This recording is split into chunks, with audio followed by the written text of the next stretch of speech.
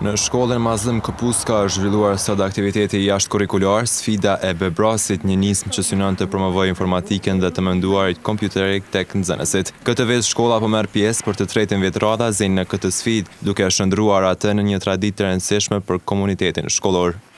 Bebras ka për qëllim që të promovojë informatikën dhe të menduarit kompjuterik ndër nxënës. Njëkohësisht që kjo sfidë është krijuar me qëllim të ndihmesës së nxënësve në gjetjen e vlerave dhe të pasioneve dhe dëshirave që ata kanë të përdorin informatikën dhe njëkohësisht të zgjidhin probleme përmes saj. Ajo theksoi se sfida kryesore e këtij viti ishte mungesa e laptopëve, por fal mbështetje së prindërve dhe angazhimi të vetë mësimdhënësve u arrit të sigurojë pajisja e nevojshme për çdo nxënës.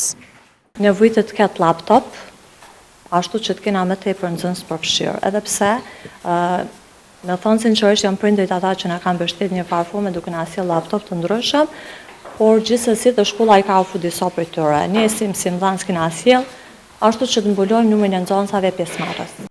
Ndërkohë, njëri prej nxënësve tha se çdo nxënës duhet ta sfidojë veten duke konsideruar këtë aktivitet si një mundësi të vlefshme për zhvillimin e aftësive të tyre logjike dhe krijuese.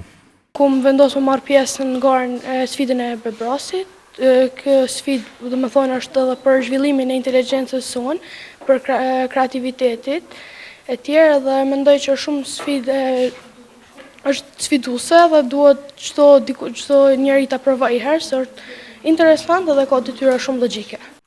Nëpërmjet kësaj nisme, shkolla Mazlëm Këpuska vazhdon të inkurajojë mendimin kritik dhe kompetencat digjitale duke bërë sfidën e Bebrasit një aktivitet të pandashëm të jetës shkollore.